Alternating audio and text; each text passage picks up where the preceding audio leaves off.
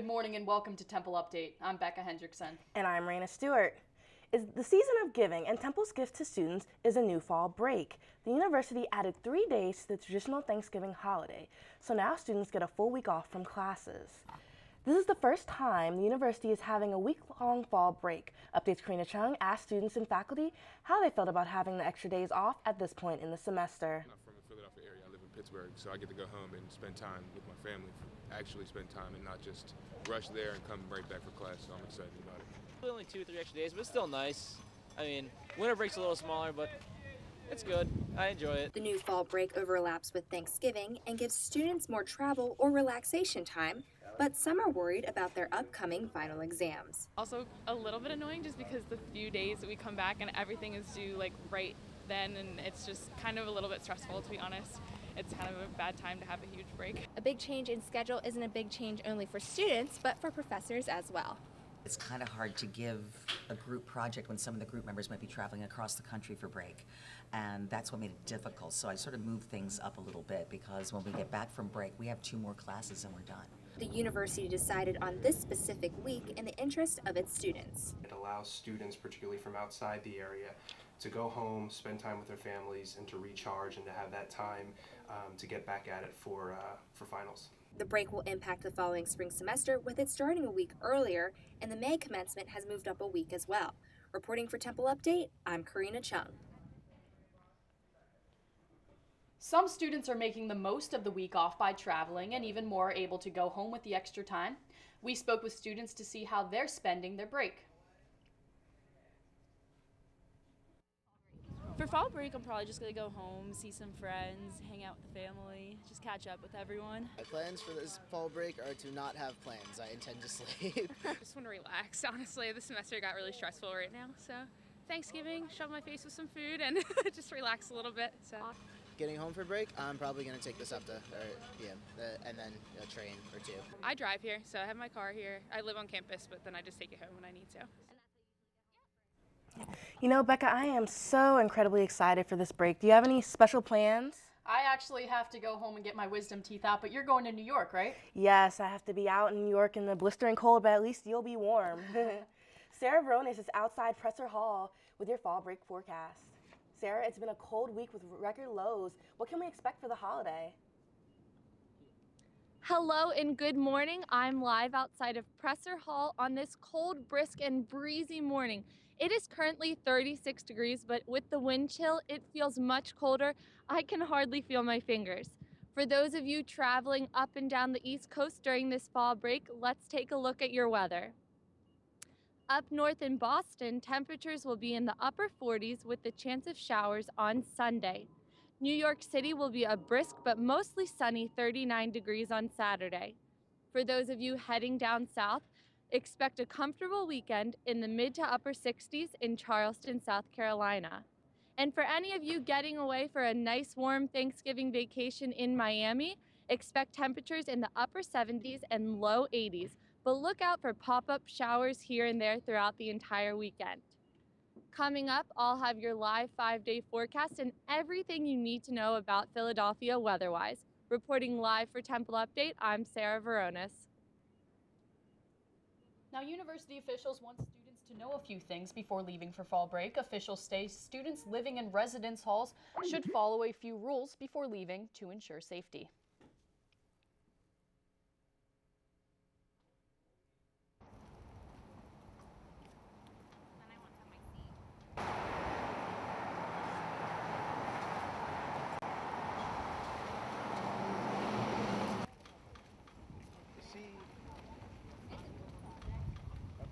The biggest thing is to make sure that they take all of their valuables and perishable items out of their residence hall room before they head home for break, and that they close and lock windows, lock their door, and turn off all of their lights.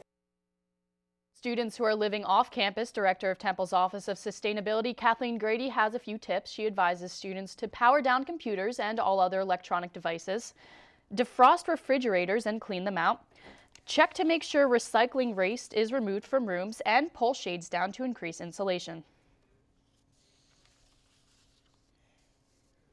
The average American gains over 7 pounds in the holiday season. Go to TempleUpdate.com to see how some students are planning to stay healthy and keep the weight off over the holiday break.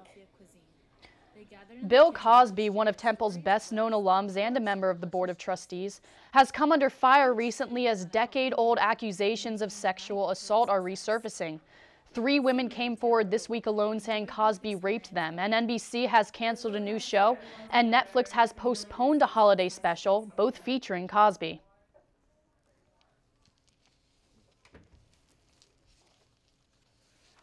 So you made it. Comedian Bill Cosby isn't saying a word about the allegations. These accusations started in 2006 when 13 women filed a civil lawsuit against Cosby, including former Temple employee Andrea Constant. He's never been charged with the crime, but the earliest accounts date back to the 1960s. One of his accusers is Joan Tarshis, a journalist and publicist who said she woke up after a drink to Cosby assaulting her. I didn't know his history. I assumed I was not the only girl that he was doing this with. But who's going to believe me? Bill Cosby, the all-American dad, the all-American husband, the person, Mr. Jello, that everybody loves. Who would believe me? Bill Cosby's lawyer issued a statement on Cosby's behalf saying in part, over the last several weeks, decade-old discredited allegations against Mr. Cosby have surfaced. The fact that they are being repeated does not make them true. Mr. Cosby does not intend to dignify these allegations with any comment. Some Temple students are saying they're disappointed to hear about the accusations surrounding Cosby. For African Americans, he's a really important black male actor who means a lot to us. So I was really disappointed to hear an alleged sexual abuse or rape because you can never disregard one of those as false. I'm pretty sure he's still going to get the same type of praise. Like, we have a celebrity that is an alumni of our school, but it's definitely going to make students look at him a little different. Bill Cosby is a presence on campus and a frequent commencement speaker. Temple Update reached out to the university to see if the allegations will affect Cosby's role here at Temple, and the university declined to comment. A string of off-campus robberies is keeping Temple students and the local community on edge. There were 7 reported robberies and thefts over the past week in neighborhoods surrounding Temple. The most recent happened last night on 18th between Diamond and Susquehanna. A male was arrested in that incident. Police are investigating to see if the incident has connections to any previous cases. Police say they believe 2 incidents involving a handgun over the weekend are related. Temple wants to hear what you think about the new campus plans. The university is holding a series of open houses for the Temple community to provide feedback to the Board of Trustees. The first one was last night at Cirque. Temple released an online draft of the master plan last week using input from the Visualize Temple website. And Temple continues to grow with the City of Philadelphia. The Greater Philadelphia Chamber of Commerce hosted a conference here last night on the top floor of Morgan Hall. This is part of the Roadmap for Growth campaign, which Temple is sponsoring. The conference focused on the City of Philadelphia's workforce and how to keep the city competitive on a global scale. And while the weather is just right for winter sports, and a new attraction in Center City has people gliding to Dilworth Park. Updates Melissa McKendrick is live at the Rothman Institute Ice Rink, which opened just over the weekend. It's officially open to the public after the grand opening last Friday. I had the opportunity to attend the opening and speak to skaters about their excitement for the new rink. The opening ceremony included the cutting of an ice ribbon. Philadelphia is getting a head start to the winter season this year. The new Rothman Institute ice rink, located at Dilworth Park, is officially open to the public. The grand opening featured a performance by the Philadelphia Boys Choir and free ice skating until 3 p.m. City officials expect the rink to attract hundreds of skaters at a time. All of the skaters at the opening were extremely excited for the new attraction. You can see here today, everybody is loving coming out and skating, and I think it brings vitality during quiet times and times in the city. This brings the entire scope of all of Philadelphia from each respective neighborhoods to be able to enjoy a place like this and be a part of the excitement that's going on. It's very good. A lot of young kids can come down here and skate. a lot of family activities. It's convenient for everyone, and I think it's a great location. It's been a while since the city has sort of had like a new thing to have fun on, so I think it's really cool. The new Rothman Institute ice skating rink will be open 7 days a week until February 22nd. Skaters can hit the ice for only $4. Reporting for Live for Temple Update, I'm Allyssa McKendrick. Coming up on Temple Update, we'll take you to the neighborhood known as Electric Town. Update's Tokyo correspondent Joshua Martin-Corrales has the story. And it's turkey time in Temple Ambler. Find out where these delicious donations are going. Sladek at the sports desk. The men's basketball team is off to a hot start. Temple Update will be right back. Excitement is reigning through the Catholic community. Pope Francis has confirmed Philadelphia. The Pope is coming to the city for the World Meeting of Families in September of 2015. He will speak on the Ben Franklin Parkway in front of an estimated 2 million people. The last time a Pope came to the U.S. was in 2008. The election for mayor here in Philadelphia may be a year away, but the competition is heating up as 2 more Democrats have joined the race. Former District Attorney Lynn Abraham made her formal announcement on Wednesday. The primary doesn't take place until May 19th, but a victory would make Abraham the first female mayor in the city's history. State Senator Anthony Williams also made his announcement yesterday. He is the 4th candidate to announce.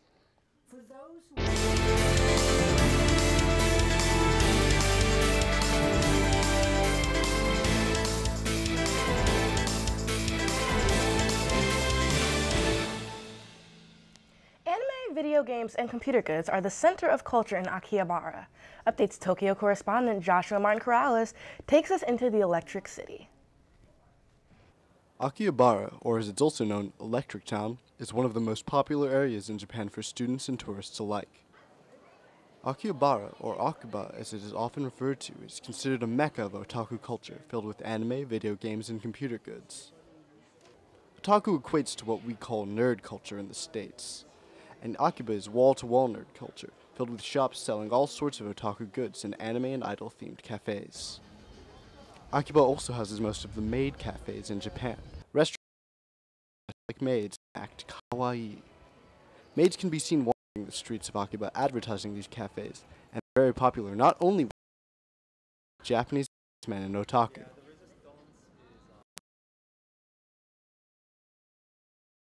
Of manga, anime DVDs, and video games of all sorts. I asked local student Laura Lechner what she liked about the area. It is the place to go if you're interested in the video game and anime and manga culture, which is why it is a very popular spot for visiting foreigners to go generally. So yeah, and it's very colorful and just very busy and a very interesting place to be, lots to see. The 50-year history of otaku is clearly visible, from Astro Boy to Attack on Titan, from Dragon Ball to Dragon Quest. If it's otaku, you can find it in Akiba. For me, Akiba legitimizes so many of my interests. It's just the epitome of geek culture, surrounding you in every direction. That's why this place is so popular among foreigners. There's really no other place like this on Earth, where you can truly be a geek and be catered to. For Temple Update Tokyo, I'm Joshua Martin-Corrales. With Thanksgiving just a week away, Temple students are stepping up to help feed the hungry. Temple Ambler made a stop at the Maddie and Dixon Community Cupboard this week. A total of 50 turkeys and $170 were donated to families who can't afford holiday dinner. Temple Ambler student government was there to help unload the food this past Monday. All right. The amount of contributions that we had, the amount of work that we were able to put in to come out here today and to see the fruits of our labor, that's a fantastic feeling. Over the past 10 years, students have donated a total of over 500 turkeys. It was meal madness at J&H last night as 4 chefs tried their best dishes on hungry crowds of college students. Temple students got to vote on their favorites, ranging from seared scallops to Baker Dave's dessert tacos. The winner chef, Michael of Morgan Hall, with his chicken prosciutto and mushroom risotto. He got bragging rights as Temple's favorite chef. The story of a Temple connection to a massive manhunt. A Temple canine officer and his dog were involved in the search for Eric Freen that lasted over a month. Multiple people saw him on that day that Barron was tracking him. Find that story with exclusive video on TempleUpdate.com. I'm Tommy Sladek at the Sports Desk. A fast start for the basketball team, but the football team seems to be slowing down.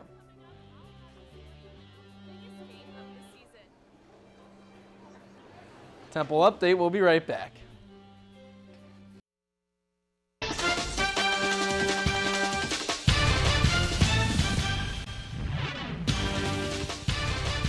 Hey there, I'm Tommy Sladek for the Sports Desk. Temple Athletics was buzzing this past week and football took a trip up to State College.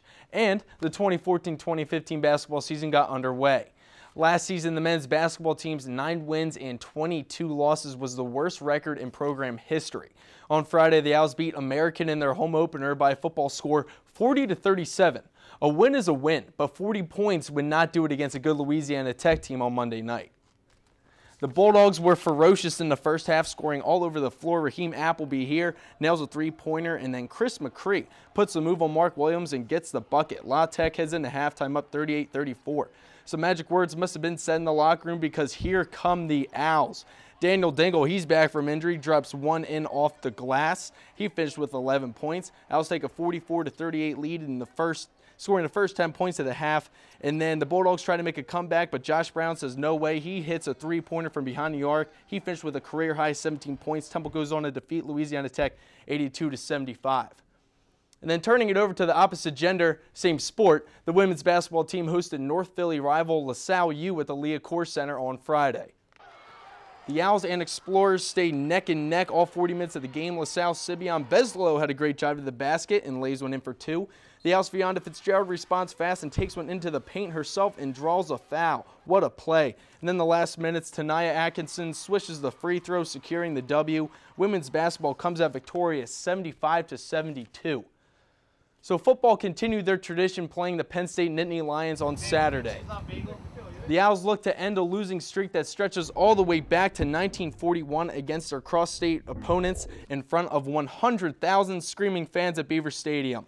The first half was all defense for both squads as Nate D. Smith takes down Christian Hackenberg, saving a Nittany Lion touchdown. And right before halftime, Penn State's Sam Ficken knocks one through the uprights from 50 yards, and Nittany Lions go up 6-3. Moving to the second half, within a blink of the eye, PSU goes up 20-6, but P.J. Walker says not so fast. He hits Jalen Fitzpatrick on the run for a 75-yard touchdown. Owls pull within 7. The score is now 20-13. And then after a quick 3-and-out, Walker is back on the field, but he is picked off by Grant Haley. He runs one in for 6. Temple can't get it done late in the game, and they go on to lose once again to the Nittany Lions 30-13. 4 picks total in that game for quarterback P.J. Walker. The Sports Desk Kylie Winkler reports on his sophomore slump. Another year, another loss. The Owls tried but couldn't manage to snap their 73-year losing streak as they traveled to State College to take on the Nittany Lions. The 43rd matchup between the two teams started off pretty evenly played, so why would a 6-3 game end in such a blowout loss?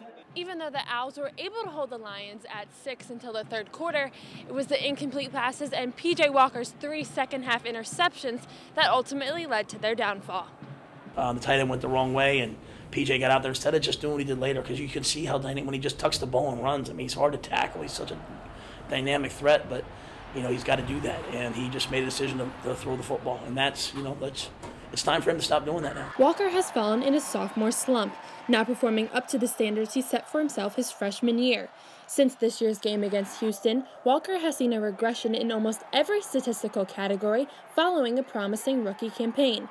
He has completed just 44% of his passes to go along with a 3-10 touchdown to interception ratio since facing the Cougars. Against Penn State alone, Walker threw for only 187 yards, 1 touchdown, and 4 interceptions. I'm just trying to do too much, just trying to make too many plays, and, just not being smart. Learn from it's pretty much being old. I just got to go out there and be a lot smarter. But one of the biggest things Walker has working for him is the ongoing support from his teammates who are doing everything they can to help both him and the Owls succeed. Reporting for Temple Update, I'm Kylie Winkler.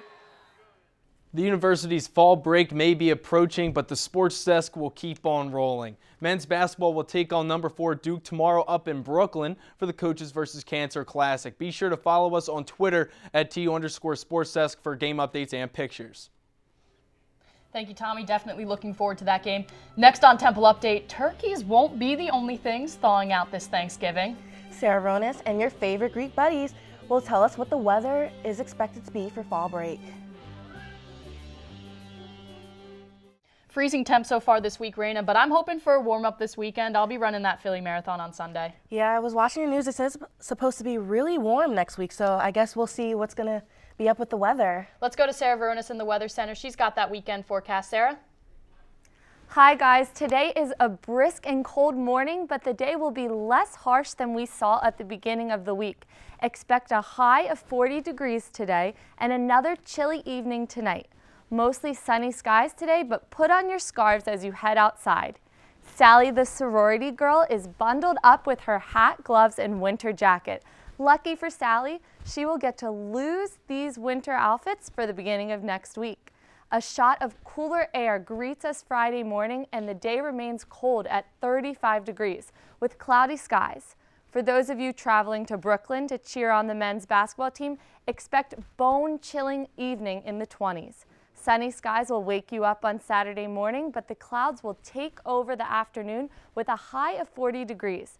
Sunday will most likely be a gloomy and overcast day. For everyone running in the Philadelphia Marathon, expect temperatures in the high 40s. The weather does warm up to a mild 53 degrees in the afternoon. There may be a chance of light showers and here and there during the Eagles game, so pack an umbrella just in case. Rounding out the 5-day forecast, Monday is a very warm day compared to the beginning of last week. Looks like temperatures will be in the mid to upper 60s, so keep an eye out for showers throughout the day. Let's hope this mild weather sticks around. For the latest weather updates, be sure to follow us on Twitter at @TU_WeatherWatch. I'm Sarah Veronis, back to you. Philadelphia is prepping for the 95th year of one of the largest holiday celebrations. 6ABC's Thanksgiving Day Parade is a tradition in the city. It features floats, balloons, performances, and kicks off the holiday season with a surprise visit from Santa. The parade route stretches 1.4 miles and is sponsored by Dunkin' Donuts. Rockefeller Center famous Christmas tree will illuminate the sky on December 3rd, and this year's tree was cut down from Pennsylvania. The tree towers 58 feet tall. It was grown at a small farm in Bloomsburg. After the holiday season, the wood will be used to build homes for Habitat for Humanity back here at home in the States. Now that's all for Temple Update. For the latest on all things Temple, log on to our website, templeupdate.com. Don't forget to follow us and like us on Facebook, YouTube, and Twitter. And as always, you can watch us 24/7 on TempleTV.net, Comcast Channel 50, and Verizon Fios Channel 45. For Raina, Stewart, and the rest of the Update team, I'm Becca Hendrickson. We'll see you next time.